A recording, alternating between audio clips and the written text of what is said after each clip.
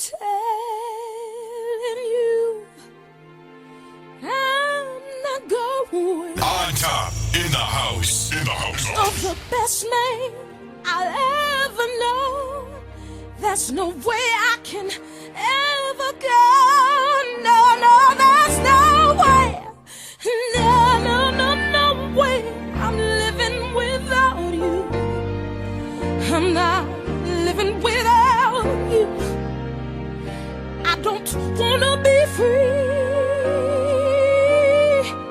I'm staying. I'm you. You're gonna love me.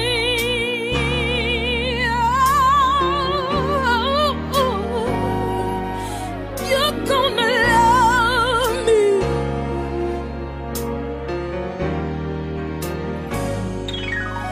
And I am telling you, I'm not going. Even though there are times I show, there's just no way, that's no way. We're part of the same place, we're part of the same time. We both share the same blood, we both have the same mind. And time, we've had so much to share. No way. I'm not waking up tomorrow morning and finding that there's nobody there. Darling, there's no way. No way. I'm living without you. I'm not living without you. You see, there's just no way. There's no way. Please don't go away from me. Are you not entertained? Are you not entertained? Is that why you're here? Good evening, ladies and gentlemen, and welcome to the Film Radio Show. My name's Stephen Lloyd Jackson. I'll be your host for the next 2 hours. This country, you gotta make the money. Then when you get the money, you get the power. Say hello to my little friend. Every Tuesday night from 12 till 2 in the morning.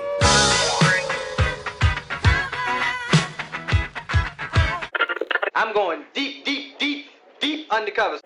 All the gin joints in all the towns in all the world. She walks into mine. I'm funny how? I mean funny like I'm a clown, I amuse you. What do you think, this is the army where you shoot them a mile away? You gotta get up close like this, and bada bing, you blow their brains all over your nice Ivy League suit. The S.O. Jackson Radio Show. On topfm.net. You want to see the wizard, the wonderful Wizard of Oz. You find the is a wizard. Let's paint the picture for the audience. Mr. Bond. James Bond. This is Sparta! Go bring the money! 3, 2, 1. You're only supposed to blow the bloody doors off. I love the smell of napalm in the morning. Frankly, my dear, I don't give a damn. I have a dream. So make sure you join me and my co-host Charlie Emsis every Tuesday night. Each week we'll be discussing my all-time favorite movies and listening to some great music. The S.O. Jackson Radio Show on ontopfm.net. That's all, folks.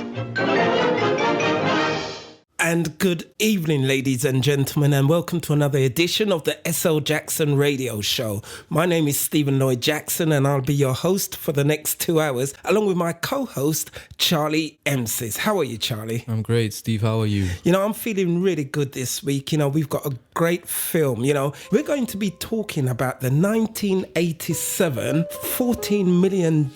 It's a psychological thriller, Fatal Attraction.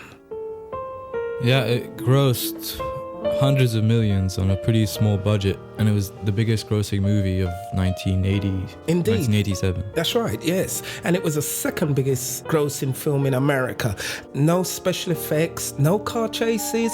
It's just old-fashioned thriller-making movie. It's a great movie. It's directed by Adrian Lyne. He's a British director. Yes, he's done Lolita, based on Vladimir Nabokov's book that Kubrick also made a movie, and he also did a film with Tim Robbins called Jacob's Ladder. That's right. That's a scary movie, Pretty scary thriller. Decent movies. Yes, and he also done Indecent Proposals. And incidentally, tonight's movie is starring Michael Douglas, and also starring, and I must say, she's one of the greatest actresses, Glenn Close, along with Anne Archer. Michael Douglas, like, he was a big hit at the time. Like, most films he made were just making money. But what could we say about the 1987 Fatal Attraction? Well, it's a film about love. I would also say it's a film about the deep psychosis of the human mind, the human spirit. I don't want to come across as some kind of psychologist or anything like that. I haven't studied that. But as a filmmaker, I think that could give us a passport to go in depth with this character. Let's get the ball rolling. And before we start, I must say, as we say every week, if you haven't seen this movie yet and you do not wish to know what happens, cork your ears. Okay, 1987 Fatal Attraction. So we come to the opening of the film. Again, this film was shot entirely in New York.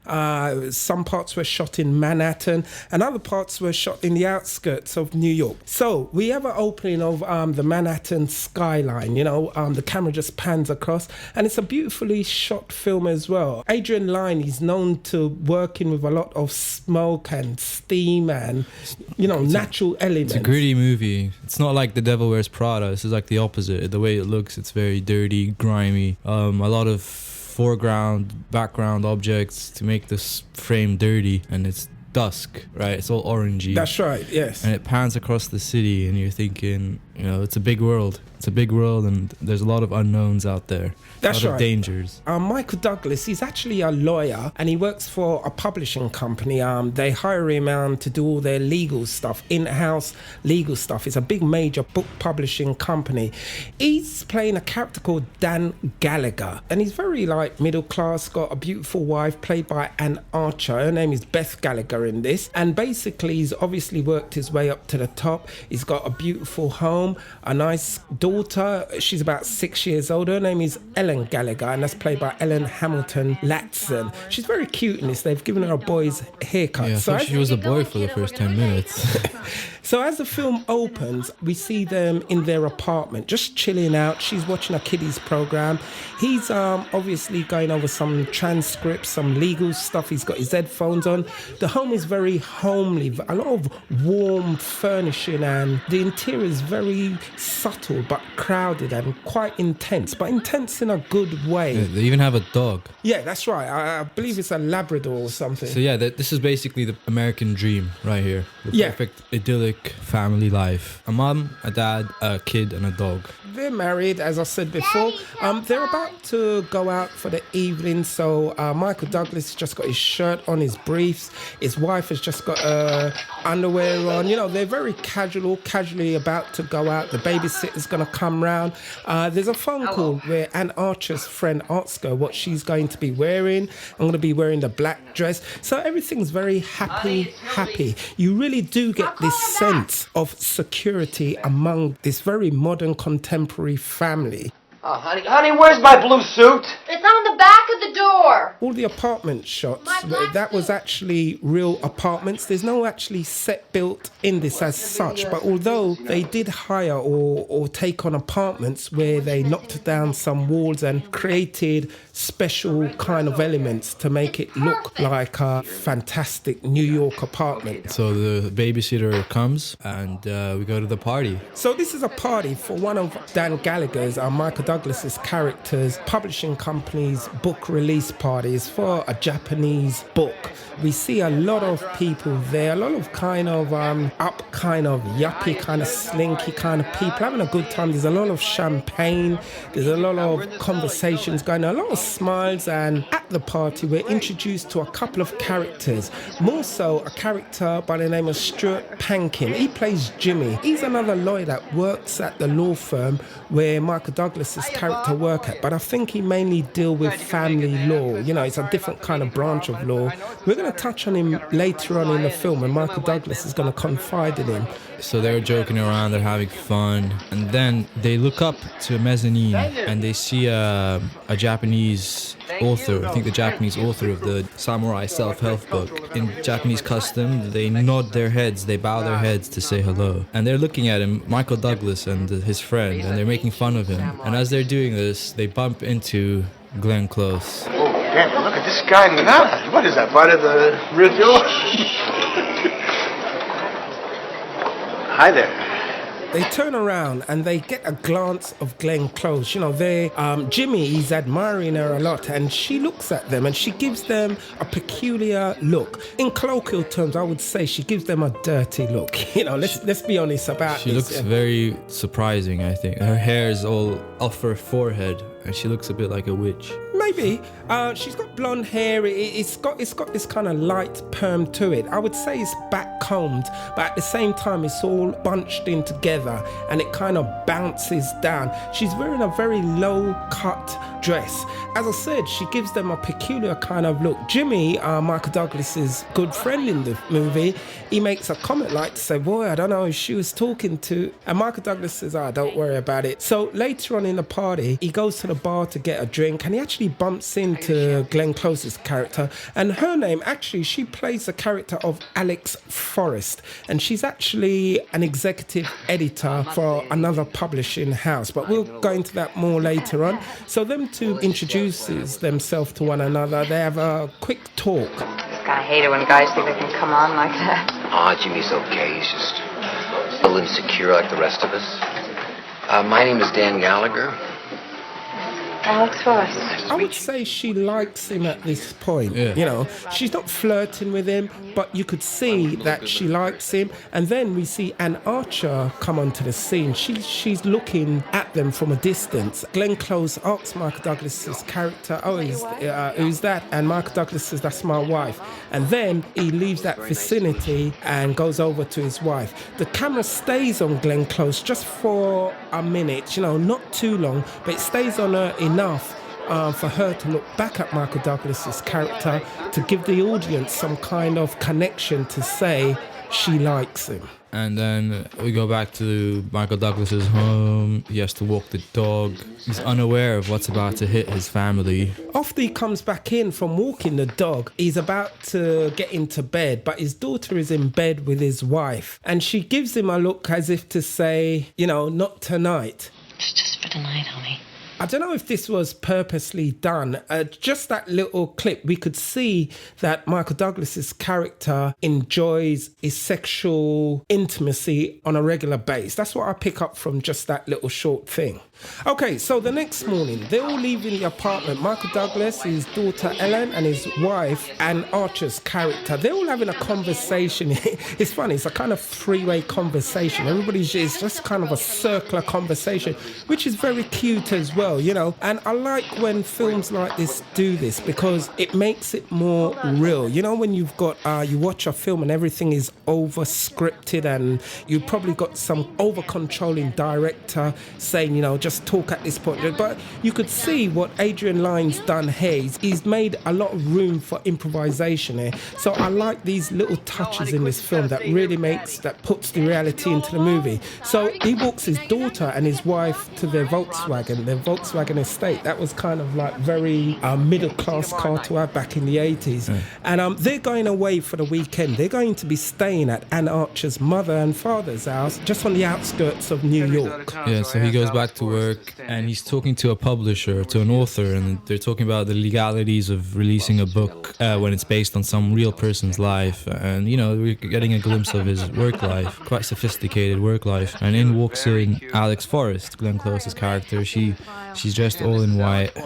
She shakes hands with Michael Douglas's character, says, yes, we've met before. So they're talking about the legalities around the book, and Michael Douglas is just putting down the parameters that there could be room for a legal suit if they don't get it right. But that's just like the niches of the technicality of his job. Look, Congressman's bald. This guy has hair. They're from different states, for Christ's sake. Look, if we don't sell those books, we're screwed. Well, that's all fine, but if I'm going to go to court to prove the senator is not based upon this congressman, then I have to know the truth. And Michael Douglas, he's eating some kind of ice cream or... Yeah, he's eating something and he gets it on his nose and she tells him to clean it up. She tells him to clean up his nose. It's almost like a mother saying this to a child, you know, clean your face. And it's showing some kind of love, attentiveness to the character. And again, what Adrian Lyne does here is very, very superb, because as I always bang on about, I like the small things that directors and writers put into their material. You know, it's not just full on all the time. Yeah, and then they're outside now, it's raining. Michael Douglas has trouble opening his umbrella. Glenn Close is down the street, she sees him, and she's wearing all white, sort of like a pure innocent color, which is a contrast to what she is inside. And she goes up, she helps him with the umbrella, and they joke around, and then they go to a restaurant to have lunch together. And I can see in her smile and in her eyes why Michael Douglas found her attractive and why he found her appealing to sleep with. You know, she does have this attraction about her and this danger. Indeed, but incidentally, Adrian Lyne, he wasn't too sure whether he should get Glenn Close to play this character, because before this film, she's never played a vixen character. You know, she's always playing a goody-goody, awesome, all-American or all whatever country her character's from. Except you know? in 101 Dalmatians. She was Cruella de Vil. And then this is the beginning of their affair here. And what really triggers off this affair is when Glenn Close actually asks Michael Douglas the question. You know, it's not just bang on though. They're having a conversation, they're talking a bit about the legal stuff, their work, and it kind of, you know, he's talking a bit about his marriage, his life, she's talking about hers. It's kind of peculiar that his wife is away for the weekend and that she's a single woman, and then she asks a question. Being a doctor, everybody's telling you their innermost secrets. You just have to be discreet. Oh, God, yeah. Are you? Am I what? Discreet. There's a pause. He kind of raffles around the question. He's trying to, he's a lawyer. So, everything that someone says to him or that he says, he analyzes it, and this is visual on the screen. He's analyzing of that question and he says, yes, I'm discreet. Me too. Okay, this is the SL Jackson Radio Show. This is ontopfm.net. We've got a really wonderful show for you this evening. And I must say, the music that we've chose this evening, they're all by female artists, all about heartbreak. Okay, we're going to go away. We're going to play a couple of tracks and we'll see you after this. On top in the house. She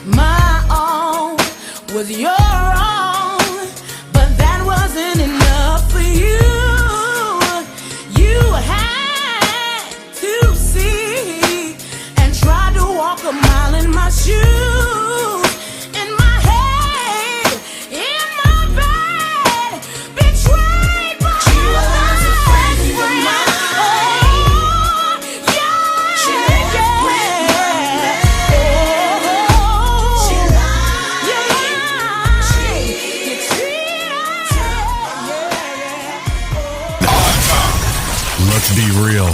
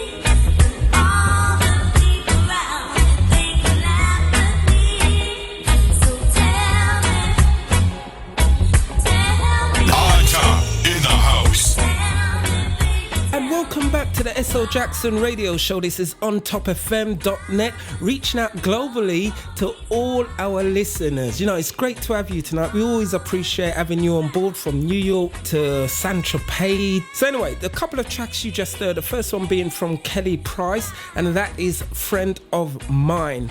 The next track you heard, that's by Louisa Marks, and that's called 6th Street. The great late Louisa Marks, I must say, and I love that tune. You know, well, it's a reggae tune that's very dear to me, so, you know, all props due to Louisa Marks for that. Okay, so we're talking about the 1987 $14 million, very small budget, is it, Charlie? Not much to spend on. Fatal Attraction. Basically, it's about a lawyer from Manhattan. He's married, he's got a 6-year-old daughter, good life, a nice looking wife, he's got everything, you know, all the trappings that life could bring. His wife and his daughter is away for the weekend, and he decides to have an affair with another woman, and that woman is Alex Forrest. She's our editor. She works in the same kind of business as him, and that's played by Glenn Close. Now, this affair is going to go horribly, horribly wrong. You know, that's kind of a dichotomy, because affairs are wrong anyway. And I want to unravel and peel back the layers of what made Glenn Close's character go over the edge in this relationship. They just had lunch, and they have a real raw attraction to each other, and they decide they want to have at least a one-night stand. Looking into each other's eyes, the blood starts to boil, and they know where they're going to go from here. I could see why many guys would be attracted to Glenn Close's character here. She's got that craziness inside. I mean, we read in the press, I'm not going to mention no names, of especially people of high profile and, you know, high-powered jobs. You know, they've got this, inverted commas, perfect life, but yet they end up having an affair with a maid or the nanny, or, you know. And it's the danger element. So now they're in their kitchen, they're making hard love by the sink, and it's a very passionate, intense, dangerous scene. You know, they're around cutlery, they're not on a bed, a soft bed, almost biting each other's heads off. That's right. Let's paint a picture for the audience. She's propped against the sink with her legs above. She straddles him and he's walking over with his trousers down to his ankle. He's nearly tripping up. They're both laughing. Adrian Lyne, the director, he said he's going to leave this in because that was more improvised by the Michael Douglas character. And this is what I love about these American actors. You know, they would want to put themselves out. They're not afraid to make themselves look foolish or anything like that. They want to give their role 100%. So Michael Douglas even suggested, hey, let's bring a bit of humour into this. Let my trousers be down by my ankle and me and Glenn Close start to laugh as she's straddling me and I take her over to the bed and they make more love. We cut away from that and then we open back up with them. The after effects, I would say, after they've made love and they're saying that was very energetic and that was great. They're both sweaty and everything. The kettle boil and you see a fan whirring above them. There's a lighting thing here where the room goes into darkness and into light again. And I'm sure there's a metaphor somewhere there. Are you feeling energetic? We have mine. But anyway, they cut away. They're at a salsa club now, and they're just dancing the night away. And I would imagine this is a Saturday night because his wife went earlier in the morning, and they're just dancing away. And the music again is very sexual, very energetic. A lot of passion. A lot of passion. Is very arousing, and they're having a good time. And they're walking back home now, back to Glenn Close's apartment. They're through the meatpacking district, and you see butchers just carry carcasses across the frame. There's a fire going in a barrel. That's right. It's a very dirty frame, you know. There's a lot of passion in this. There's a lot of stuff going on there. Yeah, and it's such a contrast to how his wife's family life is with him. It's meant to be a pulsating thing that gets the man excited. That's why he's with her at this point. That's right. It's a difference. And the reason why a lot of people do have affairs, away from the problems that's actually in their relationship, they're looking for excitement. They're looking for a change of routine. Incidentally, the meatpacking district there, it offered that unnervingness, the excitement from what Michael Douglas's characters used to. You go to the meatpacking district now, it's a completely different place. You've got lots of restaurants and gentrified in a way. They reach Glenn Close's apartment and she lives in like a warehouse apartment. They get into the elevator. It's one of these elevators where it's gated. It's got a gate instead of a door. Glenn Close, she asks him, have you ever made out in an elevator? Have you ever done it in an elevator? Not recently. I bet you haven't. Before Michael Douglas can answer, she pounces on him and they go at it again. And the comedy bit in it is that they stop the lift just before it reaches full level onto the floor and somebody walks by as they're doing it. Comedy, yes. Thrilling, yes, coming up as well. Adrian Lyne, he's adding all the little splinters to this film to build it up into a crescendo later on. So she gets to her apartment and interesting, this is a motif planted in. Her key is left on some kind of electrical switch box and she gets the key to her apartment and she lets herself in. It's the next morning now. We see a shot of the cobbled streets in the meatpacking district. So he gets back home now. The dog greets him. He apologizes to the dog because obviously that dog's hungry. He's been away for more than 24 hours. He plays his the telephone message recorder and it's a message from his wife and you could kind of see the guilt etching on his face now.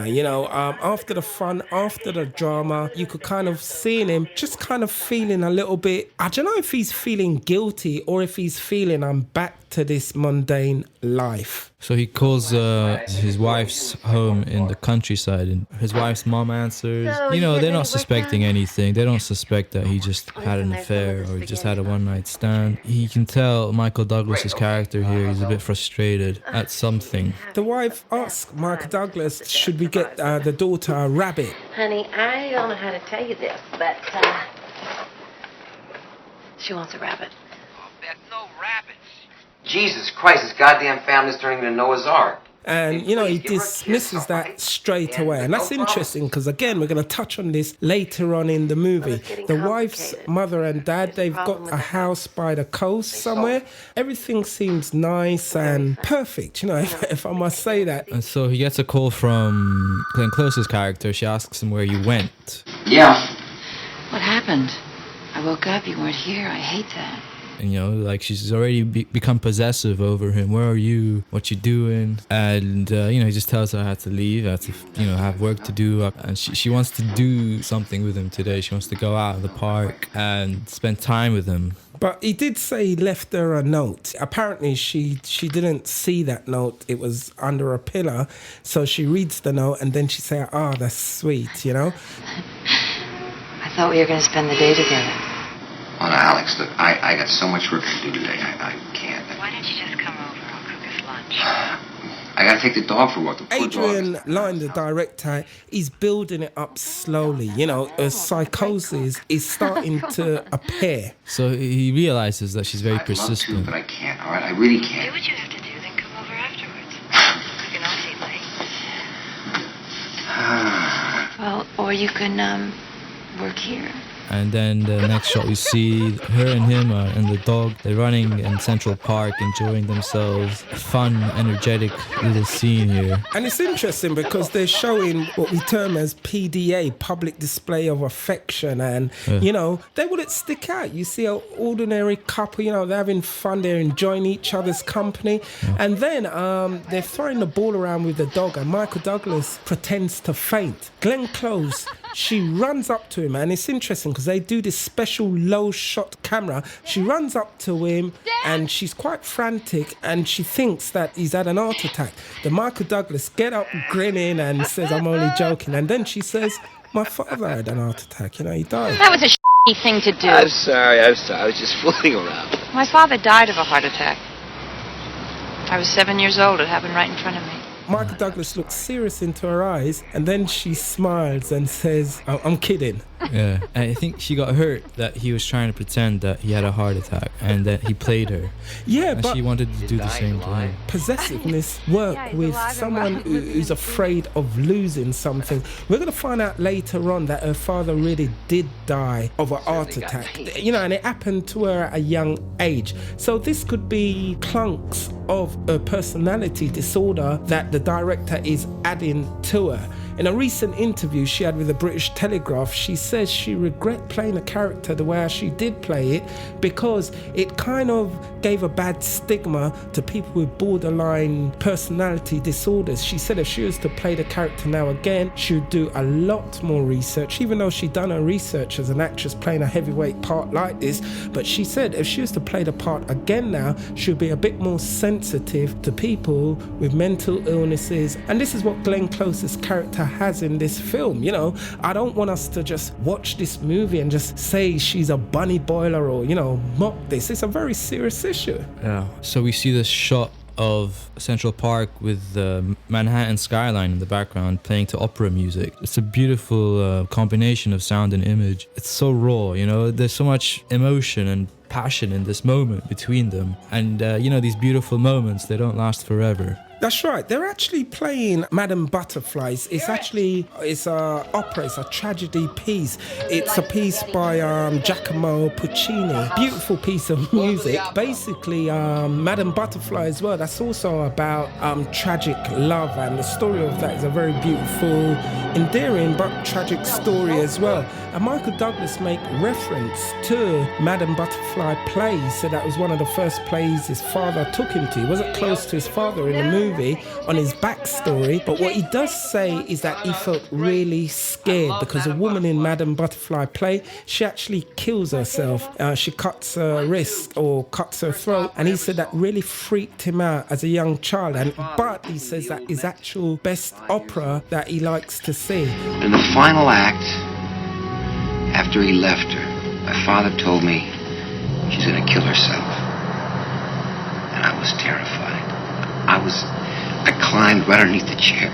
Coincidentally, that happens to be Glenn Close's character's best opera as well. So they both love Madame Butterfly. In her mind, she sees it as Michael Douglas's character really opening up to her. Then they go on to talk about his marriage, and she says, "Why are all the best guys married?" I was running wiser that all the interesting guys are always married. Well, maybe that's why you find them interesting, the fact you can't have them. She wants to know where she stands with him, and he tells her, I don't think we can really continue this affair. I am happily married, and I don't really need you. I had a wonderful time last night. I'd like to see you again. Is that so terrible? No. I just don't think it's possible. Well, this is after they've made love again now. It's probably later on in the afternoon, and, you know, she's trying to get close to him, but she just feels that he's not giving her enough. And remember, she's only known him intimately for a couple of days. Yeah. And you know, she's really coming on strong to him. And she says, I would rather you just tell me to F off. And he says, okay then. All right, then off. And you get out! These are one of the symptoms of borderline personality disorders. 1 minute you're on a high with life, and I imagine another moment you're on a low. It can range from loads of things, but as I just mentioned earlier, Glenn Close, and this is her saying this, the film doesn't really get into that mental illness, the backstory of her character. But as an audience visually watching it, we know that she's got some kind of mental problem. So she kicks him off the bed after Michael Douglas says, you know, he's just gonna go home, you know, it's just our thing we had, you know. And she says, oh, so you could do this to me and think you could walk away. You thought you'd have a good time. You didn't stop for a second to think about me. That's crazy.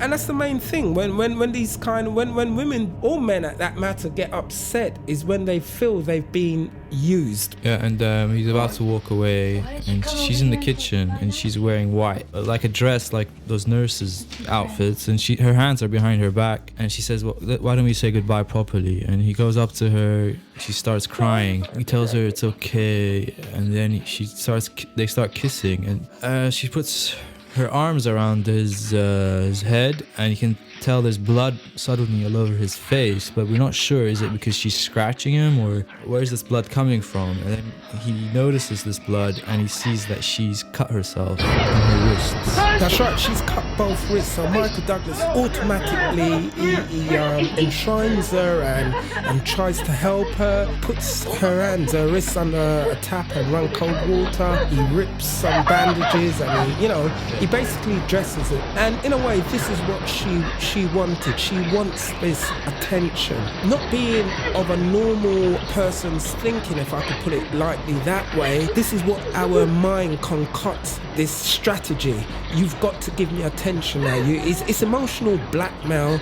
You get couples sometimes, one of them say, I'm leaving you, and the other one says, if you leave me, I'll kill myself, and we're dealing with this kind of psychotic behavior. He gives her a lot of attention here, which I think was a mistake overall. He should have just taken her to the hospital and left it at that. He showed her too much care, and in her mind, it probably led her on. That's right, but you got to remember as well, he's probably not used to having this kind of affair with this kind of woman. Yeah. Okay, this is ontopfm.net. Remember, you could hook us up, ontopfm.net Twitter. We're also the Facebook, and go onto the ontopfm.net webpage. You get an opportunity to see who the DJs are. There's a lot of other shows that's on the On Top FM. Okay, we're going to go away. We're going to come back. We're going to play you another couple of tunes from female artists. So see you after this. On Top in the house. I heard that you're settled down, that you found a girl and you're married now.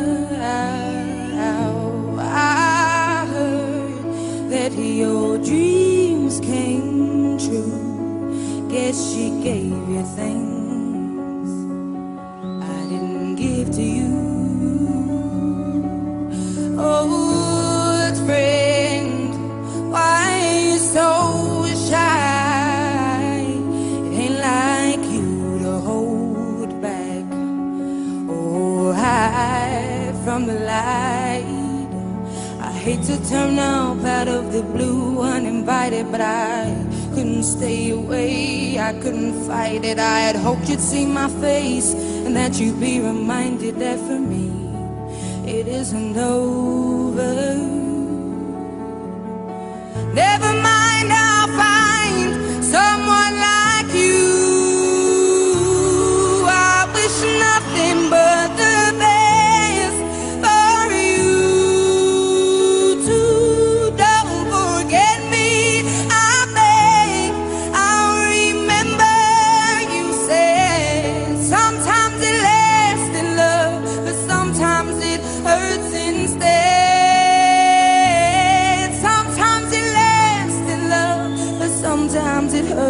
hurts instead.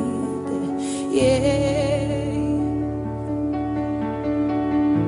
you know how the time flies. Only yesterday was the time of our lives. We were born and raised in a summer haze, bound by the surprise of our glory days. I hate to turn up out of the blue uninvited, but I couldn't stay away, I couldn't fight it. I had hoped you'd see my face and that you'd be reminded that for me it isn't over yet. Never mind, I'll find someone like you. I wish nothing but the best for you too. Don't forget me, I beg. I'll remember you said sometimes it lasts in love, but sometimes it hurts instead. Let's be real.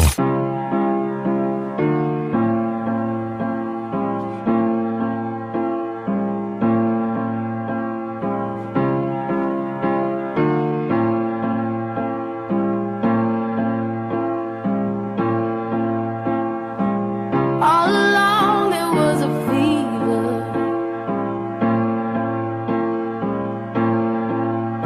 a cold sweat, hot-headed believer.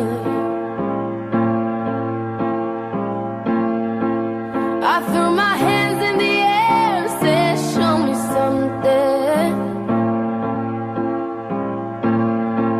He said, if you dare, come a little closer.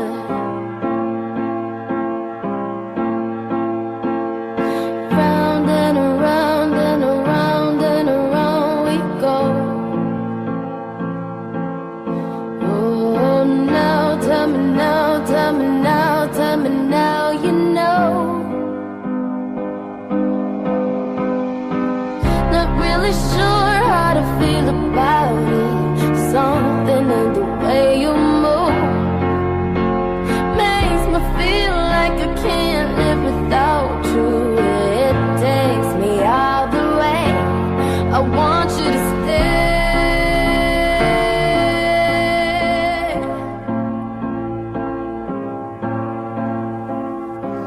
It's not much of a life you're living.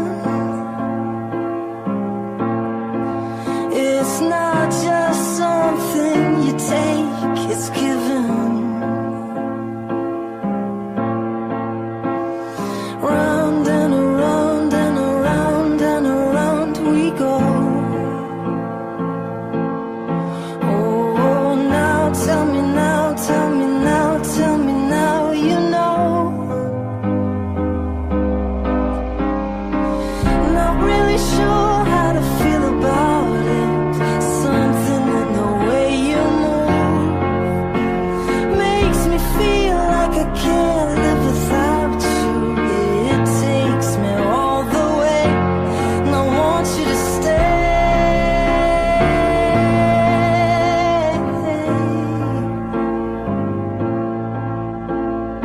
Ooh, the reason I hold on.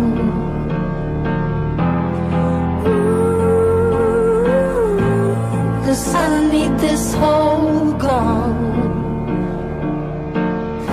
Funny, you're the broken one, but I'm the only one who needed saving.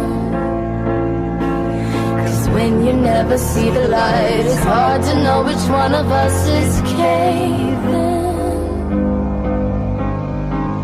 Not really sure how to feel about it. Something in the way. In the house. And welcome back back to the S.L. Jackson Radio Show, and we're talking about the 1987 Fatal Attraction movie. And tonight we're playing music from female artists, heart-breaking, wrenching music. Okay, the first tune you heard, that was by Adele, Someone Like You. That's big smash hit. And the next tune is Rihanna and Stay, and that's also featuring Mickey Echo. 1987 movie Fatal Attraction. It's about Michael Douglas's character, Dan Gallagher. He's got a regular family. He's a lawyer. He's got a dog, a daughter, a wife. He's living the American dream, basically. But he comes across Glenn Close's character, Alex Forrest, at a party, and they have an instant chemical attraction, which leads into them having a weekend, a very intense romantic weekend together. And but then he realizes that he can't spend the rest of his life with her. He's already married, and he wants to ease off Glenn Close's character from his life, go back to normalcy. But Glenn Close, she won't be gotten rid of too easy, and she proceeds to make his life a living hell. And that, my dear folks, makes up the crux of this movie, And just a bit of word about Michael Douglas. He was born in 1944, son of Kirk Douglas. I don't know if you guys realize Kirk Douglas used to be one of these mega actors back in the day. Him and Tony Curtis and Burt Lancaster, they'd done a lot of great films together. So Michael Douglas made his breakthrough. He was in a TV series called Streets of San Francisco. I was a little bebba then, and I used to love watching that every Monday night, 9 o'clock, And he's also a producer as well. He produced one of these phenomenal films he produced, which we're going to be discussing it on the S.L. Jackson Radio Show soon, is One Flew Over the Cuckoo's Nest. Brilliant film, as I said. And he tried his hands at comedy. He done a few comedies. He teamed up with Danny DeVito and Kathleen Turner. They done 3 comedy movies, which were quite decent. War of the Roses, The Jewel of the Nile, and also Romancing the Stone. But I'm going to read through just a quick filmology of some of his great films. Everybody knows about Basic Instinct with Sharon Stone. That made Sharon Stone her name. And also he done a film, Disclosure. He done Coma, The Star Chamber, which I love that film to the max, and another film called A Chorus Line, very powerful musical Broadway film. Wall Street as well, and he also done Black Rain, Falling Down, brilliant film, and he was executive producer on Face Off, and he done Traffic as well. Big films, important Hollywood films that his name made them a lot of money. Michael Douglas, his wife is coming home today, so he rushes home. He makes the apartment look as though, he's been slouching out there the weekend. He actually goes into the bedroom and lays in the bed instead of just ruffling it up. And he put this forward to the director. He put this forward to Adrian Lyne. Adrian Lyne says, in my research, working with Michael Douglas is a pleasure. It's a guy you could go out with a drink with after. He's got a great sense of humour. But when he's working, he gives intelligent suggestions as an actor. And he's never afraid to go far. I've worked with over 500 actors. And I know what it's like when some actors say, no, I can't do this and I can't do that, or must I, you just say, get a life, man. Why'd you come into this business? So anyway, he makes the home as though he's been there all weekend. He then goes to work, and he comes home now and he's there with his family. And then his daughter reminds him that she still wants a rabbit. He kisses his wife, they're back to normalcy. He tells her he misses her. And he means it as well. I mean, doing what I do and even watching documentaries and talking to people like in the sex industry and stuff like that. For example, call girls and prostitutes, they do say they actually make a marriage stronger. At first, on the surface, you kind of think, yeah, really? Then when you think about it, in this scene particularly, the way how Michael Douglas holds his wife, he really appreciates the security and the lovingness, the closeness that he's got with her, instead of the drama that he might have with Glenn Close's character. I know that it shouldn't be that way. It shouldn't take someone cutting their wrist and you having an affair to appreciate your other half. But this is what the film is portraying. He thinks it's back to normal now. They're joking around on the dinner table. He's had his fun gone out of his comfort zone, and now he's back into his comfort zone. Glenn Close and the director, particularly Adrian Lyne, they really got a lot of stick from feminist groups, from other Christian groups, moral groups. On one hand, the feminists were saying, like, you know, not all independent, hard-working women go out and sleep with men and wreck families. And on the other hand, a lot of these Christian groups and moral groups, religious groups, were saying, how could you portray this kind of stuff? How could you make out a man having an affair? Why would you want to make a movie like that? You know, so they were really trapped between a rock and a hard place in doing this movie. And as well, the director also said that he had a lot of stick off a lot of married men. They said, oh man, you blew it for me, you blew it. How could you do that? You're spilling the beans. Yeah, and many people went up to Glenn Close and they thanked her because she saved their marriage, her performance. I think her performance in this deterred many men and probably women from cheating on their other halves. That's right, that's right. In fear of becoming across someone like her. They're in the process of buying a house, probably just on the outskirts of New York. They're going to be moving out of Manhattan to a place called Bedford. It's in Westchester County. It's still in New York, but it's more of the suburbs. Apparently, it's like the second wealthiest county or place in New York, and it comes in the top wealthiest places in America. So they're obviously moving up the ladder. They're probably going to plan to have more kids, and Michael Douglas is probably happy about this. Yeah, it's great. It's great. Just think of all the money we're going to save not living in New York. This film as well, it gets into the patriarchal cycle of men particularly who have affairs thinking they could have their cake and eat it, you know. And it also, as Charlie mentioned earlier, a lot of people thanked Glenn Close for strengthening the marriage. How a lot of partners, women and men at that matter, could be so blind in a relationship, you know. Yeah, now he goes back to work, he goes back to the hustle and bustle of Manhattan, and he goes into his office and he sees Glenn Close sitting in the lobby area. She's wearing a black overcoat jacket. She looks very evil in a way. He's really disappointed to see her there, and he invites her into his office and he tells her back off, basically. But she's very nervous here, you know. She really wants to see him again. She even buys 2 tickets to Madame Butterfly so that they can watch it together. I've got 2 tickets to Madame Butterfly. 2 weeks from Thursday. Well, that's very nice of you, but I don't think it's a good idea.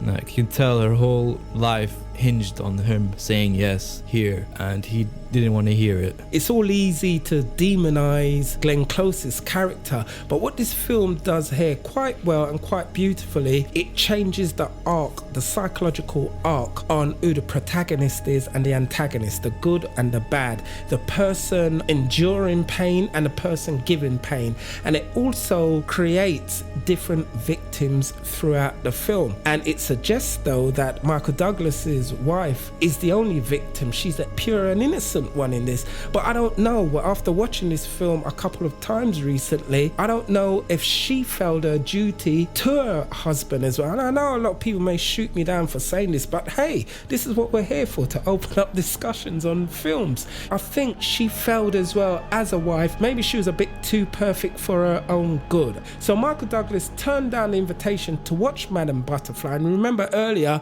that was both of their best plays. So later on that day, Glenn Close's character, she's sitting down on a chair. The camera slowly pans up on 2 tickets for Madame Butterfly performances. She's in her apartment and it slowly pans onto her. She's wearing a white dressing gown or t-shirt. She's etched up against the wall.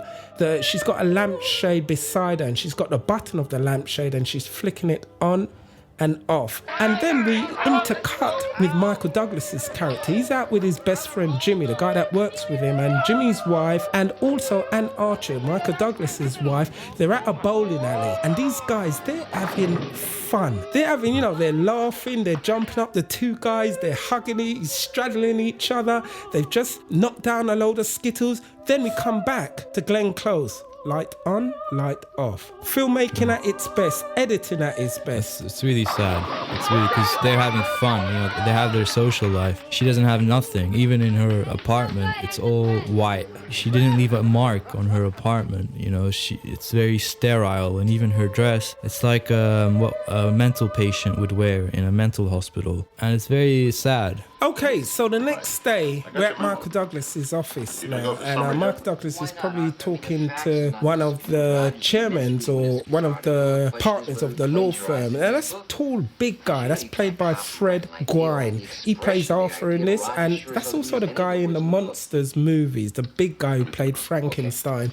But anyway, so he's having a conversation. He's just got a little cameo performance in there. His statuesque character assumes the role for someone who would own a law firm. So Michael Douglas goes back into office. The conversation is interrupted by a secretary who says Alex is on the other line. Yeah, he rushes into his office, slams the door, throws his file on the table, and hastily picks up the phone. We don't even see a shot of Alex. We just see him talking to her. He's gripping the telephone in his left hand. I'm sorry. I thought you understood. If I've misled you in some way, I apologize. But I don't think it's a good idea if we talk to each other anymore. We could just about see it at the bottom of the screen. He's clutching his thumb as he's speaking to her. Things like that I love, those little details. And then once he put the phone down to Alex, there's some rubber bands and there's a whole load of them rolled up into a ball, and he squeezes that. He gets back onto the phone to his secretary and says, if she calls again, don't put her calls through. Yeah, now he's looking at his wife. She's putting makeup on in the mirror. He's just admiring her body, her soft skin. And also, what I like about this as well, one of the shots, it's almost as if that is Glenn Close. He then comes behind her and he holds her and he looks in the mirror with her. The mirror frames them as a portrait. In his eyes, you could see, this is what I really want. This is the person who I really want to be with. The director, he superimposes that emotion into the audience to say, Michael Douglas is regretting that he ever had that affair and that it's going to come back to bite him. Big time. Okay, so this is the S.L. Jackson Radio Show. This is on topfm.net. And remember, if you want to hook us up, go to our Twitter page at SLJ Radio Show, or you go to our Facebook page, SL Jackson Radio Show, or you could visit On Top FM, get the app from TuneIn Radio, listen to us on the go. See you after this. I've been loving you On Top in the house. too long to stop now.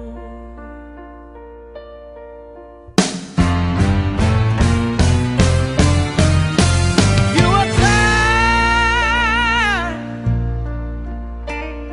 and you want to be free. My love is growing stronger as you become a habit to me. I've been loving you way too long. I don't wanna stop now.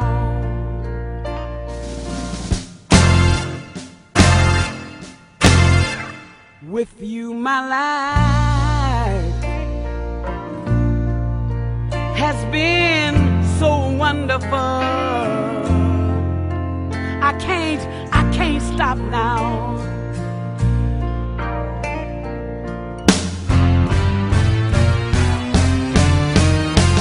You are tired and your love is growing cold. My love is growing stronger as our affair grows old. I've been loving you, hey, a little too long. I don't wanna stop now.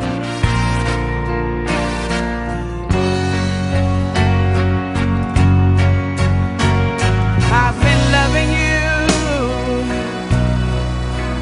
a little too long. I don't wanna stop now. Oh, don't make me stop now. Please don't make me stop now. I love you, I love you, I love you, I love you, I don't. Let's be real.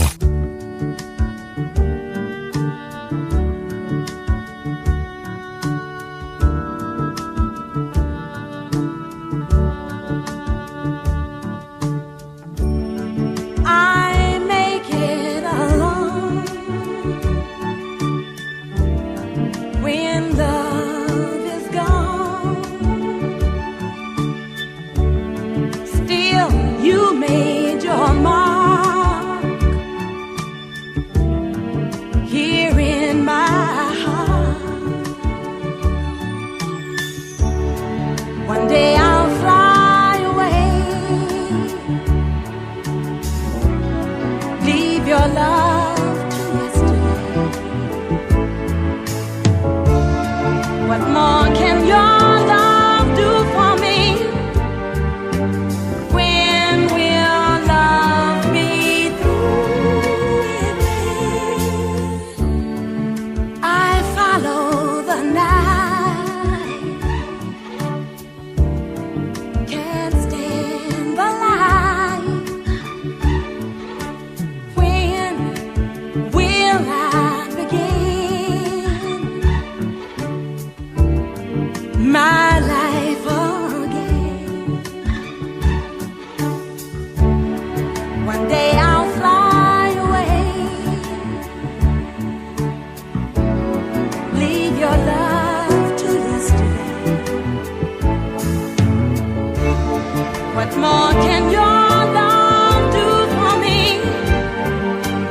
When will love be through? One day I'll fly away, leave your love to yesterday. What more can your love do for me? When will love be through with me?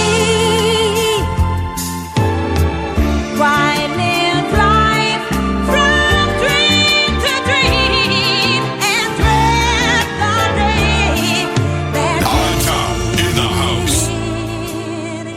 And welcome back to the S.L. Jackson Radio Show. The couple of tracks you just heard, the first one being by Etta James, and that's I've Been Loving You Too Long. And the next track is by Randy Crawford, beautiful track, and that's called One Day I'll Fly Away.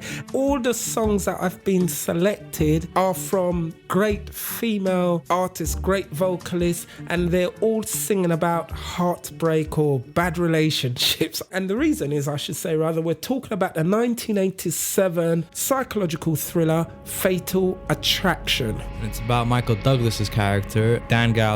He plays a lawyer. He's got a wife, a kid. One day his wife goes out to the country. Earlier he met a character by the name of Alex Forrest, played by Glenn Close. They seemed to like each other. They had lunch together. They had a project together. They slept together. And they had like an affair for a weekend. Glenn Close grows very attached to him. She grows very obsessive with him. She's now in the process, after he's called it off, because he wants to go back to his wife and to his normal life, she's now in the process of stalking him and harassing him. This is when the film really does delve into the crux of possessiveness. And Michael Douglas is with his best mate again, Jimmy, from work, and he's having dinner with his wife and with Anne Archer, Michael Douglas's wife, and they're really having fun. You know, the director Adrian Lyne said, you know, all this scene was improvised. For those who, you know, not aware of all these film terms, improvise is when people just come out and say anything within reason of their character, you know, so they're just talking, having fun. The way it's cut, you could tell as well, you know, a lot of cuts, a lot of the guys are messing around. They're really having a good time. Michael Douglas is smoking a big cigar, you know, they're all a bit tipsy, having fun. And you notice how Douglas is sitting with his wife and the other guy is sitting with Douglas's wife, and they're sort of, you know, they're just an open, friendly couple. Yeah, of course. There's no structure. Usually when couples go out, they like to look on each other, crisscross around the table. So, you know, they're having fun, and then the phone rings, and Anne Archer, she answers it, and obviously the person on the other end of the phone is Glenn Close. She's not saying anything. You know, I'm giving the props, a lot of props to Adrian Lyne there. He makes the phone become another character in this film. You know, he's when the phone's ringing, he slowly pans the camera along. And then after Anne Archer's character answers it, then we come into Michael Douglas's face. And Michael Douglas is excellent at playing these kind of mundane characters. And I mean that in the best possible way. He never looks like a superstar or this mega mega actor that he is in real life on screen. And this is why he's so good, because his characters, he plays somewhat of flawed characters, and he always tend to make them into superheroes or anti-heroes. But nevertheless, he does something with the character. So when that camera pans onto his face and that smile turns into a somewhat subtle grimace, we, the audience, know that Michael Douglas is about to be stalked big time. So later on that evening, Michael Douglas is in bed with his wife. This is 2 o'clock in the morning, because he tells Glenn Close's character it's 2 o'clock in the morning, but he pretends to be talking to somebody else from work or a client. Yeah, Richards. It's kind of late, isn't it? If you refuse to take my phone calls at the office, you leave me no choice.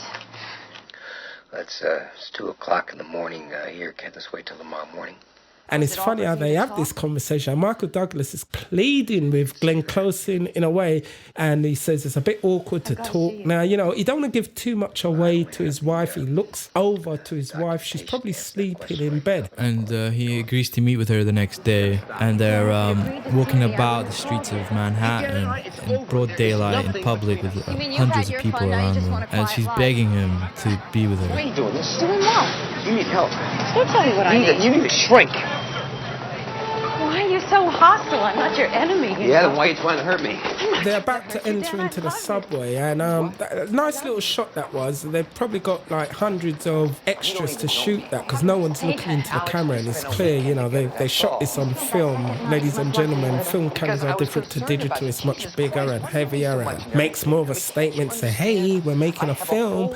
The camera follows them down into the subway. You know, he's telling her, you know, this thing can't go on. You want to talk about an imaginary affair. Then after she interrupts him. I'm pregnant. I saw my gynecologist on Monday. She's shocked. Ladies and gentlemen, this kind of changes the ball game. You know, he's going to be part of the child's life. You know, he asks her, you know, how do I know it's mine? And she looks him dead in the eye. How do you know it's mine? Because I don't sleep around. And she says that in a way to say, if you possibly knew me, you would know that I would not ever cheat on you. Again, it's a dichotomy, because she's causing him to cheat on his wife. So what can we say? He suggests that she should have an abortion. You know, he says, you're not going to have the baby. And she says, I want this child. You know, I'm going to have this child. I want this child. And he just says, why are you telling me for that? Yeah, because she's hoping he would care, that he'd be a part of it. And he's not having any of it. It's obvious from the beginning that she's in her mid-30s. No, she says she's 36. Yeah, and a woman at this age, they'll get jaded if they're not married, or if they're not with someone. Yeah, not just married. I mean, I think nowadays people, they don't look on like, I've got to be married by I'm 30. It's more like, you know, I want to have a child. I want to have a legacy in this world. But I don't think that's what she's doing it for. And incidentally, I think it's just a way that she wants to get him involved with her in their relationship. She may not even be pregnant. I don't think she is. You know, the film doesn't really say whether she is or isn't, but let's just say she is pregnant. But at the same time, whether she's pregnant or not, she concocted this plan to lure him back with her. Even if she's not pregnant, her way of thinking is that, well, if he gets on the good side, if I get on the good side of him, then they can start doing things again, and then she'll become pregnant. Does that make sense to you? Yeah, and so he's at home, he's admiring his family, and then the next day he's spying on her. Yeah. He's spying on her. She leaves her apartment. They're back in the meatpacking district. He's waiting across the road from her. And again, I like the way how this shot has been composed. We see it being shot from in the inside of the car. Charlie, you said earlier, there's a lot of things in front of the camera that makes it interesting. So the windscreen and the dark glass of the car makes it a different kind of shot without using any filters and stuff like that. So he tricks himself into the communal way of her apartment. He goes upstairs of the building, and he remembers where she took the key up of her building on top of an electrical component box or something. He lets himself in the apartment and he starts to scour around in the apartment. He starts to look for things, anything, you know. I would imagine he's thinking, is this woman seeing someone else? What kind of woman is this? He realizes he's dealing with someone quite dangerous and manipulative, and someone that could wreck his life. So he wants an angle where he could get her on. You know, he's a lawyer. You know, he knows like his way around around the law, and even if he could get her up on trumped up blackmail charges, he looks in the medicine cabinet, see what drugs she's taking. He looks through her Rolodex. In them days they had these Rolodexes, looks at her numbers. There's some papers he's looking through. Then after he sees this newspaper article and he starts to read it, and it's about her father. Her father was this influential professor who had an heart attack. It was true that her father really did die of an heart attack. He doesn't really find anything conclusive or anything that can indict any kind of illegal trappings for him to work with. So he gets back to the office. He's in a library department of the law firm, or publishing firm rather, and he's talking to his best friend Jimmy. You know, he's at the end of his tether and he's saying like, you know, I don't know what to do. He's spilled everything. This morning, I broke into her apartment. I know you. Me, a lawyer, breaking and entering. And I'm looking for something, anything to get a handle on what I'm dealing with here. And Jimmy says, you know, you're in some kind of mess. He says to Jimmy, you know, I'm not a family lawyer, you are. Is there anything I could do? Is there any angle on this? And he says, not really. And he says he called a doctor, a gynecologist, and gynecologist said, congratulations. So it's obvious that she may be pregnant. And they're talking in the library in private. And I like that. Like, he found a very secret, private place he can whisper to his friend about what's going on. Yeah, that's right. Because not only would his marriage break up, this could financially ruin him. You remember, he's a lawyer and she was a potential customer of his firm. Can be a legal minefield for his career as well. He could be struck off from being a lawyer because he ingratiated himself into this, what they would call an affair, sordid affair.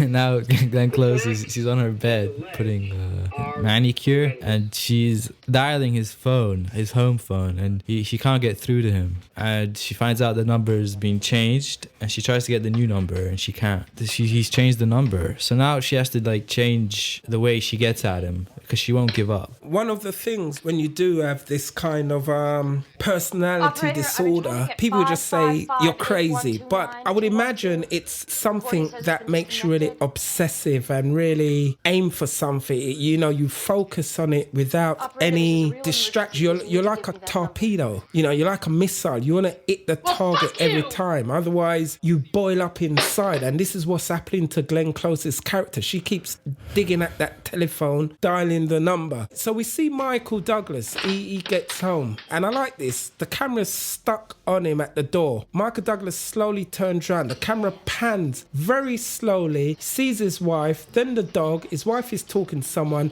who's revealed. Glenn Close. He's talking to his wife, and she pretends she's interested in buying the house. His wife, she doesn't know that they know each other already, so she introduces them. Hi, darling. Darling, this is Alex. I'm sorry, I've forgotten your last name. Alex Forrest. Alex Forrest. This is my husband, Dan. Michael Douglas is staring at Glenn Close with a lot of contempt, and he shakes her hand, pretending he's just met her, and he sees her wrists, cut wrists, and it's a morbid reminder of this lady who looks normal on the outside, but is quite insane on the inside. I like the way how they chose the shots there, because you got a POV of a few shots. Anne Archer's character, she's looking at Michael Douglas. Michael Douglas have got a POV of Anne Archer. Yeah, she's looking straight into the camera. That's right. And Glenn Close's character, she's looking just off it, but Michael Douglas's character, he's looking way off it. For those of you who want to study directing, make movies, it's all these little nuances when you're messing with the psychology and the visuals of the movie. You want to implant that into the audience's mind. You could watch, there could have been another director who shot this movie with the same actors, and it could have been a B movie, a total flop. Not because of the hype around the film wasn't good, but it's just because they didn't get the nuances of this film right. So she asks for the number. Anne Archer, the wife of Michael Douglas, unknowingly gives her the new number, and Michael Douglas his hands are tied. He can't say anything, and he looks at Glenn Close, and he's silent. So later on that night, Michael Douglas go round to Glenn Close's apartment, back in the meatpacking district. He's got this orange tint on the camera now. Hello? Yeah, it's me. Who? You know damn well who it is. Okay, now come on with me. I want to talk. she lets him in. She's dressed quite provocative. She's got this lace revealing negligee or nightie on with this robe over, and she asks him, do you want a drink, vodka? Cut this shit, will you? Just cut it! I didn't come here to drink, have a good time, to sit down with you and plan what kind of cot or what kind of pram we're going to get our baby, Stop messing with my life. This guy is really getting animated now. He's pointing at her. He's ready to get physical with her, crazily mad with her, and she's just playing it cool. As if to say, what's wrong, and blah, blah, blah. And then she says to him, I'm not going to be ignored. That's the worst thing in a relationship or in life that you could do to someone psychologically is ignore them. When they want your attention, is ignore them. And then she starts to come on to him and he just moves her away. And they start to have a full-blown argument. She says, don't treat me like a slut. Again, I'm not some woman that you could just bang and forget. I'm going to be the mother of your child. You know what I mean? And she demands she has more respect. Don't you ever pity me, smug bastard. I'll pity you. I'll pity you because you're sick. Why? Because I won't allow you to treat me like some slut you can just bang a couple of times and throw in the garbage? Yeah, he grabs her against the wall, threatens her to kill her. That's right. And again, I like the camera shot on this. Adrian Lyne have left this camera underneath. It's what you call an up shot. So it's just shooting from the ground upwards. And he's put what you call a Dutch tilt, a slight tilt on the camera, and it kind of obstructs your thought process when you're watching it. It evokes some kind of tension. Yeah, and she threatens to call his wife to tell her the truth, and she goes to the phone, and we see another upshot with a Dutch tilt, and she rings the number, but she can't tell his wife for some reason.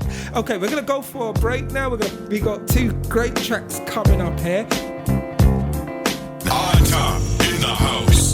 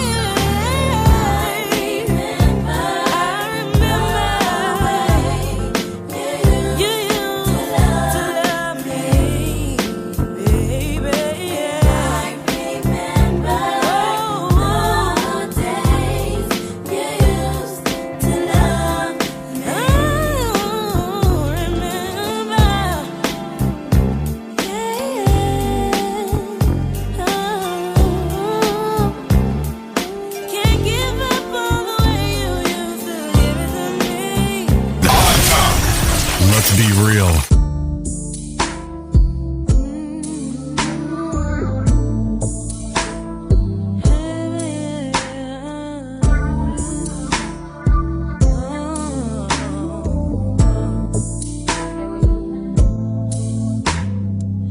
While all the time that I was loving you, you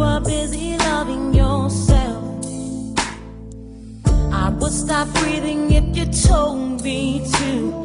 Now you're busy loving someone else. 11 years out of my life. Besides the kids, I had nothing to show. Wasted my years, a fool of a wife.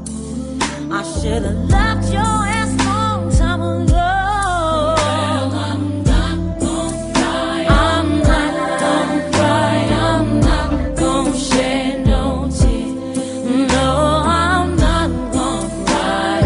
Not the time, 'cause you're not worth my tears. Can't do it. Well, I'm not gonna cry. I said I can't do it. I'm not gonna shed no tears. You are never worth my tears. It's not the time, 'cause you're not worth my tears.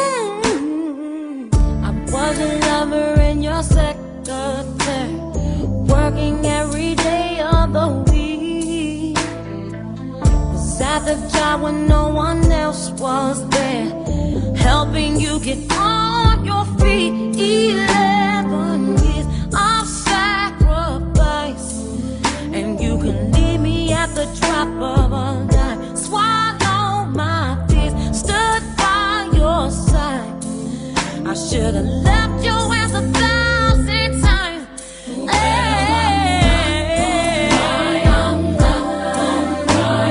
I'm not gonna shed no tears. I deserve better. I'm not gonna cry.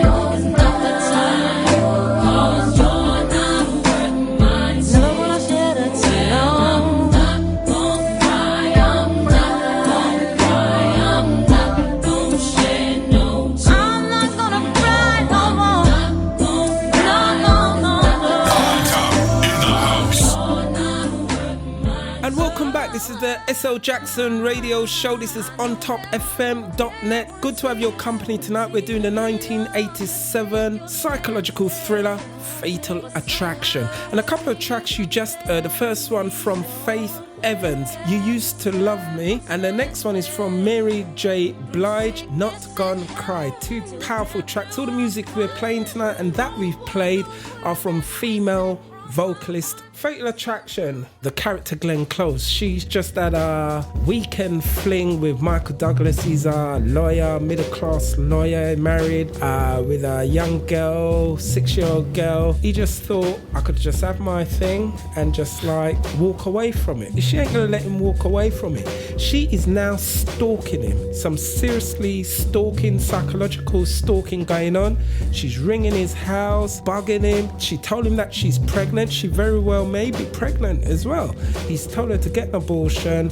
He said he doesn't want nothing to do with her. The night before, he just slammed her up against the wall and walked out of her apartment. You know, now he's getting physical with her. What can I say? You know, the film even gets more crucial and deeper and tragic.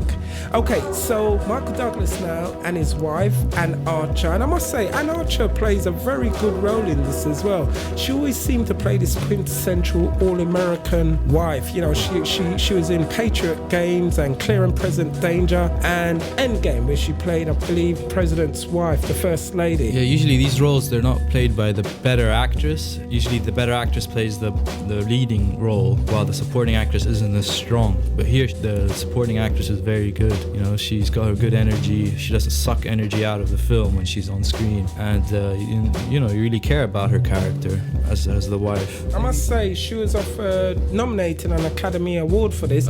So too was Glenn Close as well.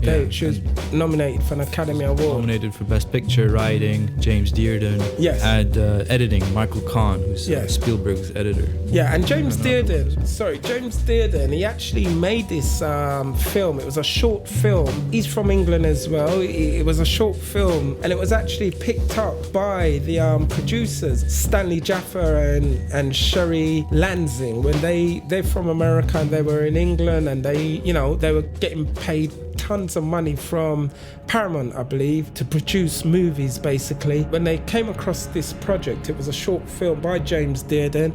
They invited him over to the States and said, you know, we would like to make it into a feature movie. And, you know, they rewrote the film into a movie basically. It's a brilliant screenplay. Yeah. Amazing. Yeah. And it was hard, you know, everybody told them that you can't make a film of this nature, of quintessential middle class guy having an affair, you know, it just won't sell, you know what I mean? So yeah, he's moved into his new house. They're moving into their new house in the countryside, and they're moving stuff in, and he gets a call, and he's moving this big table, and he thinks it's Glenn Close's character. He's petrified that it is Glenn Close's character, that she knows his new number, and he drops the table he's carrying, and he picks up the phone, and it's someone else, and he's so relieved. It's like the other characters in the film, they don't understand why he's so relieved, but we do. He's happy. Hello. Martha. That leads on to when he's in the office. Well, he tells his wife that he's bought the rabbit now. He probably feels so guilty and at the same time so lucky how his life could have changed for the worse, that he's opening up now. He just want to give his family everything, all the love, all the presents and everything. So he's bought the rabbit. He's coming home from work. He just collecting his car from the car park. He's gone up on the top level of the car park, and there's some acid that's been thrown over his car. It's been vandalized, and we could see Glenn Close's character in the background spying on him. So it's obvious she done it. Yeah. And I sometimes see, you know, a lot of guys' cars, guy pushing a nice BM or something, I see scratches on it, I see bastard written on it with keys, and it always reminds me of this scene in this movie. Which woman did they mess about with? Come on. You gotta be careful which woman you do. Yeah.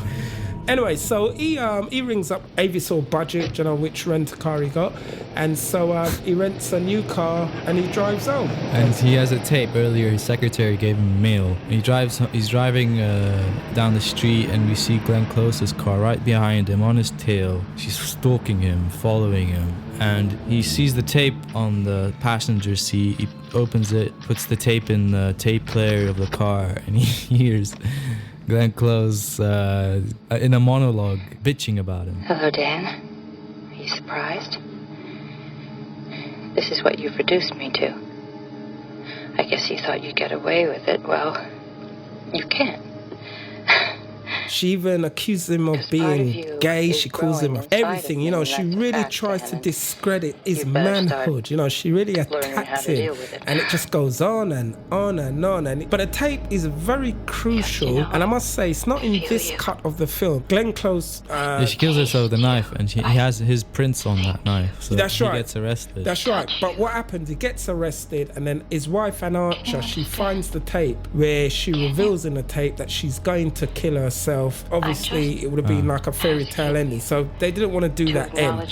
And Glenn Close didn't really want to film 3 more weeks of the film. She was really, really persuaded to do it, and the rest is history. It's got a great end, but we're going to come to the end shortly. Yeah, so he ends up at his house in suburbia, New York, and she's on his tail, so she knows where he lives, and he's listening to the tape back home again. He's listening to it over. I don't know why. I think it's a morbid curiosity. He wants an angle on her. Maybe she could incriminate herself, say something in the tape like, I'm going to kill your family and stuff like that. So he wants an angle on her. And the more evidence he's got, he could probably put her away in a mental asylum. That's why I think he's listening to it. So anyway, he reaches home and it's night now. You know, it's night time. Glenn Close, she parks her car down the road and she gets out of her car and she spies on him. She spies on the family. She sees what a beautiful little setup they've got. She looks through the window. Her mouth has dropped as she just appears through. She sees Michael Douglas handing the rabbit over to his daughter. Her daughter hugs him. They're by a log of fire.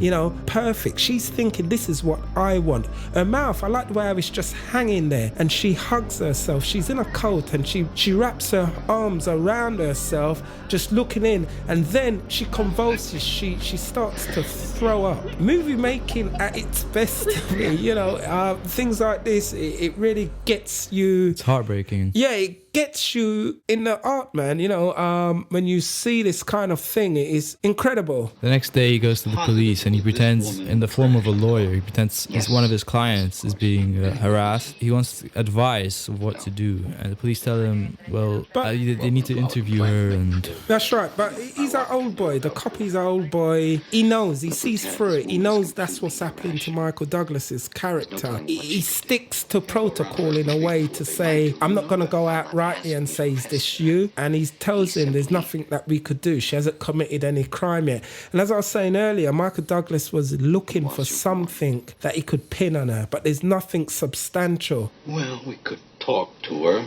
make things public. He's not going to like that. It may even aggravate the situation with the girl.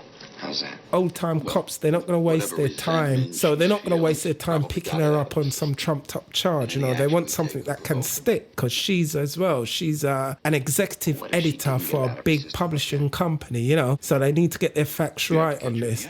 And Archer's taking the kids out, driving her husband out for the day. They're going somewhere. Glenn Close is in the background somewhere. She's spying on them. She probably haven't been home that night. She's probably just been spying on them all day. They're actually gone to Ann Archer, his wife's parents' home. It's all very family orientated, you know. They really get the, you know, even the furniture they choose. It's all this soft, non-intrusive furnishing, comfortable stuff. He's sitting there with the dad, but he does look worried though, you know. You could, and this is why I said the wife should take some responsibility as well, because she doesn't, it's like her husband is a ghost to her. She doesn't notice him at all. When this happens, especially in relationships, the woman always sometimes say, you know, I hadn't a clue he was carrying on like this. And even men, when it happened the other way around, the guy may say, I hadn't a clue. And I think this is what Adrian Lyne tried to depict in this movie, you know, taking each other for granted.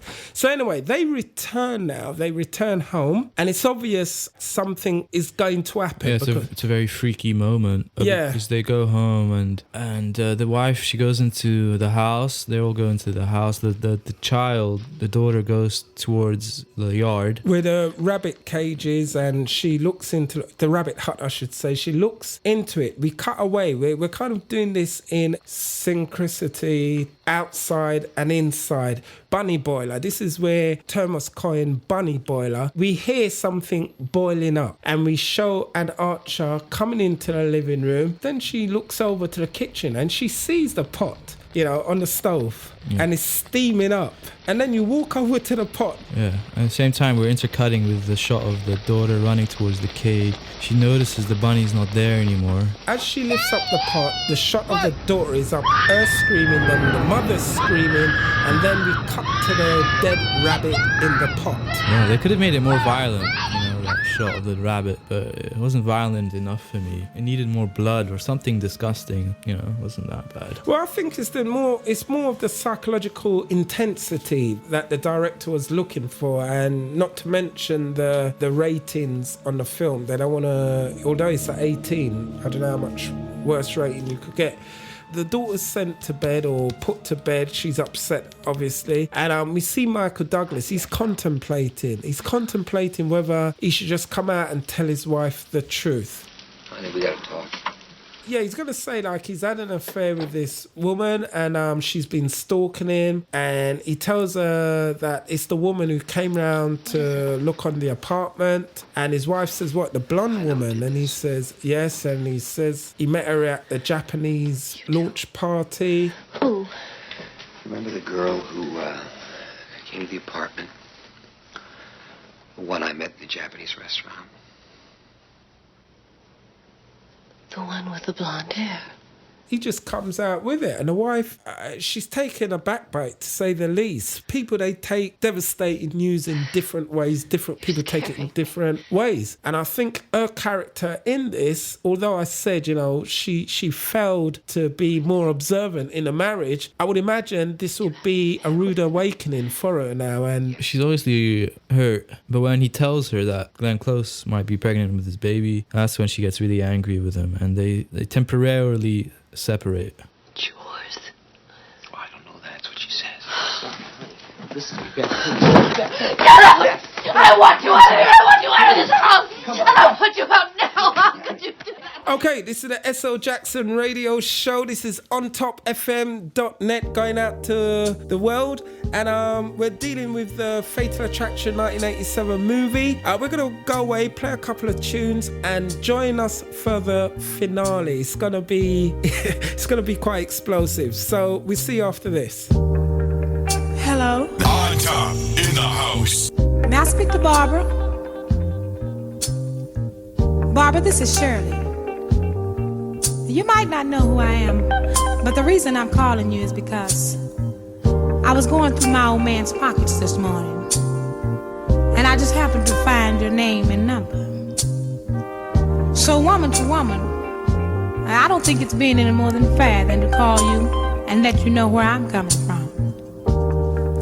Now, Barbara, I don't know how you're gonna take this, but whether you be cool or come out of a bag on me, you see, it really doesn't make any difference.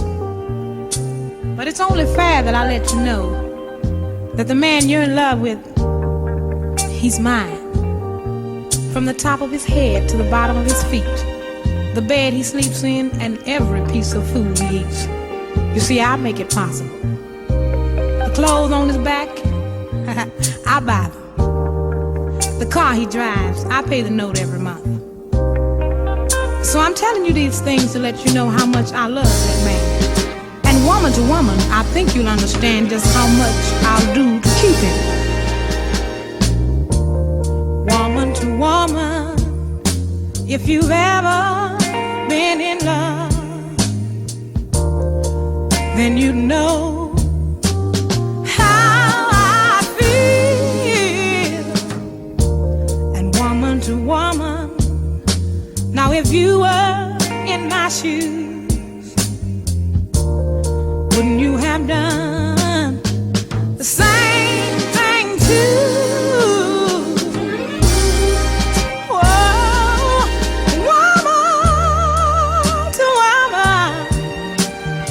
See where I'm coming from. Woman to woman, ain't that the same thing you would have done? Woman to woman, now should I just step aside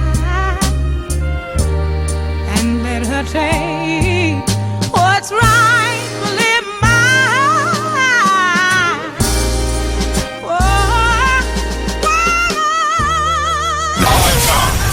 Let's be real.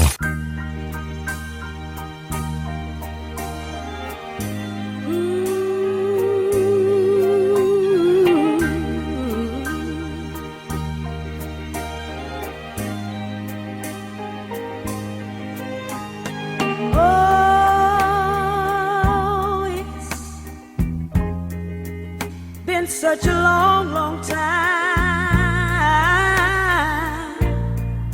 Look like I get you off of my mind, but I can't. Just the thought of you turns my whole world misty blue. Oh, honey, just a mention of your name turns the flicker to a flame. Listen to me, good baby. I think of the things we used to do, and my whole world turns misty blue. Oh, baby, I should forget you. Heaven knows I've tried.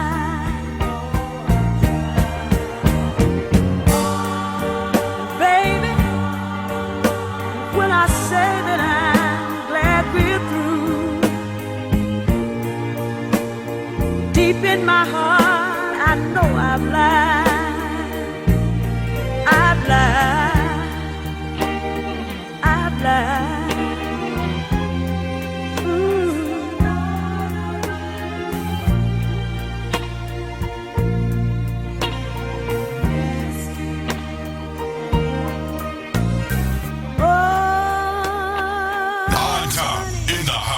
And welcome back to the S.L. Jackson Radio Show. This is on topfm.net.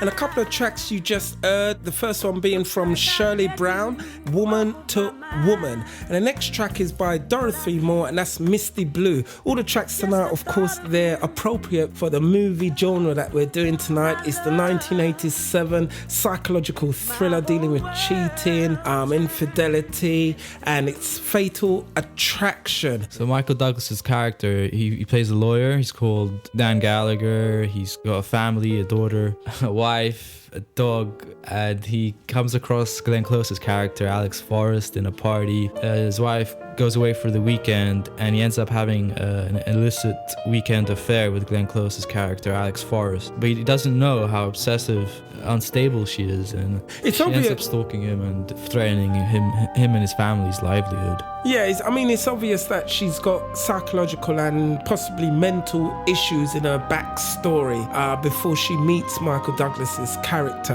That is portrayed throughout the film. You know, it's not just a one-sided film. If this was a book, it will probably go more in depth into her obsessive behaviour. But Michael Douglas as well, he doesn't escape, you know, and I'm not going to allow him to escape. He's a greedy man. He just wanted more. I've got my beautiful wife. I've got my beautiful child. I've got a crazy great job. I've got good friends. I've got money. I've got this, but I want more. Fine. And I'll give you more pressure and more problems to go with it. So he did get more in this movie, you know. So we're coming like to the part where he's told his wife about Glenn Close's character. Glenn Close, she basically got their daughter's pet rabbit and boiled it. And it was a very harrowing scene for the family. Things are not as smooth now in the McGallagher household. And he calls up Glenn Close's character. She's just sitting on her own on her bed, and the phone rings in her flat, and he tells her that I told my wife, you can't threaten me that way. And then he gives the phone to his wife. Why don't you speak to her? Why would I want to talk to her? This is Beth Gallagher. If you ever come near my family again, I'll kill you, you understand? And then it's clear that they've kind of separated, that he's not staying with them in their home anymore. Anne Archer's character, the wife, she needs a break from him. Well, she cleans her system and makes up her mind what she's going to do. And the daughter misses the father misses the family. It's not a great situation to be in. So the wife, she goes to the school to pick up her daughter, and she realizes that the daughter is not there. She's told by the parents, sorry, someone else took your daughter. I like the teacher when she says, oh, Mrs. McGallagher, did you forget something? Let's paint the picture for the audience. You're coming to pick your child up from school, your 6-year-old child up, and someone says, you know, a teacher or the after-school duty teacher says, did you forget something? No, I didn't forget something. I come to pick up my child. Oh, I'm sorry, but you came earlier, or someone came earlier. This is what we're playing out, and it's done beautifully. She's running around, she's going crazy, and that's one of the worst things that, you know, a parent could ever happen to them, is someone taking their child. One of the worst things. She's going crazy. She's driving all over the place. She's crying. She's upset. Who's got little Helen? Getting close. She's gone to the amusement park. She's gone to amusement park. And you don't know what she's going to do with her at this point. They go up a ride, a roller coaster ride. And Ellen, the little girl, she's oblivious to what's happening because she's just holding her hands. And again, if you were to see these two guys at the park, you'd think mother and daughter, or nanny or daughter, or whatever. Yeah, and she goes on a ride. She's riding, and you think she's going to like throw her off or something, make it look like an accident. It's a very tense scene because the mother's running around, she's driving around looking for her daughter at the same time, and it builds up to a crescendo. The mother crashes into the back of the car, and the roller coaster ride, they go up to the top of it and then they go down. It's not as bad a situation as it could have been. Glenn Close could have killed the daughter. She could have thrown her out the ride, and the mother could have had a worse accident in the car. She could have died as well. When she's driving around in a frantic mood looking for her daughter, she's thinking all the little simple things we do in life that's no longer going to be there. And it really gets you involved in this film. And as I said before, this is an ordinary film. You know, you've seen a million films made like this before, but it's when it come across a good director, good acting and a good script, and you put that all together, that makes it a brilliant movie. Well done. And then Michael Douglas ends up at the hospital, is relieved to find out that his wife's okay, his child's back home. Glenn Close drops off the daughter home, surprisingly, gives her a kiss on the cheek. Michael Douglas, he sees the mother's parents, and they don't look too happy with him, because obviously they know that he cheated on their daughter, and he realizes they're okay. He goes to Glenn Close's apartment, sneaks his way in, and he knocks the door down in Glenn Close, and they have this fight, and they're crashing around their flat. It's in contrast with the sex scene earlier, but this time they're fighting. He's strangling her on the floor. Tough to watch. He's almost about to kill her. And he is strangling her, and I like the way they do this as well. Again, point of view of Glenn Close's character, Michael's strangling the camera. He's probably got his his hands over the camera lens, pretending to strangle it. It's a really beautiful shot. Glenn Close's character, she's gagging, she's choking. Michael Douglas, he releases her, and he gets to his feet, and he just realizes, like, this have turned me into a near enough murderer. This whole situation, one night of hot passion, done all this. Storytelling at its best. Anyway, Glenn Close, she gets to her knees, she goes to the tap, she turns on the tap, she drinks a little bit of water. There's a kitchen knife next to the sink. She grabs it up, she lunges at him with it. Michael Douglas turns around just in the peak of time. He struggles it, and he takes the knife away from her. And then he just looks at her, and she's looking back at him, and you can tell she's beyond help. Someone's gonna die at the end of this, because she looks completely out of it. I think she's looking at him to say, kill me. You know, they've got this thing in America where or in any country at that matter, where they say death by cop, or where someone who's got a gun or something, they'll go at the police and they want the police to shoot them dead. And I think that's the look that she's giving him. She's saying, kill me. You know, if I can't have you, I've got to die, man. You know, just kill me. And Michael Douglas, and this is just through the eyes, he's saying, I'm not going to kill you. You're crazy. You want me to kill you. And he puts the knife down gently, walks back, looking at her, thinking like, my God, what have you done to me? You know, I don't want to see you again. And the camera, it tracks back from Glenn Close's character. It's almost as if though she's on a cross, nearly. She's like a jilted bride. He walks out the apartment, and you would imagine that's where the film would almost end. After that, Michael Douglas goes to the police station again. He reports it. You know, he says what happens, basically. Now, the woman took my kids, and that's kidnapping, right? Am I right? My wife's in the hospital. She could have been killed. Now, if you're not going to do something about this... They say they're going to pick her up. They're going to question her. He tells the cop, you know, it's that old timer again. He tells him, you know, if you want me, you know where to find me. You can question me and anything like that. In the original cut now, after that fight scene, that's when Glenn Close, she slits her throat, basically. You know, she kills herself. And the cop, they go to Michael Douglas's place and arrest him for suspicion of murder or manslaughter. They take him away, basically, and his wife finds the tape where Glenn Close admits that she's going to kill herself if she can't have him. That's how the original film finished. In this one, it's not quite like that. Michael Douglas goes home. He sits with his daughter Ellen. He says he's going to stay with her. You know, he wants to protect her now. He just feels like the whole situation has gone completely out of hand. So kiss her good night. And his wife's in the bathroom. She's filling up the bathtub, and they're going to be okay. They don't know where she is. She's disappeared. And at that time, Michael Douglas just opens up the drawer, and we can see a handgun in the drawer. So it's obvious that no weapons or guns were mentioned in the film before, whether they kept a gun in the house. But we just see a handgun in the drawer. And of course, that's been put there to tell the audience that there is a gun in the house. It's very significant to the ending of this movie. So his wife's taking a bath. Is about to take a bath. He goes downstairs. He puts the kettle on, and you know he's pacing around the room, and we have no idea that Glenn Close is also in the house with them.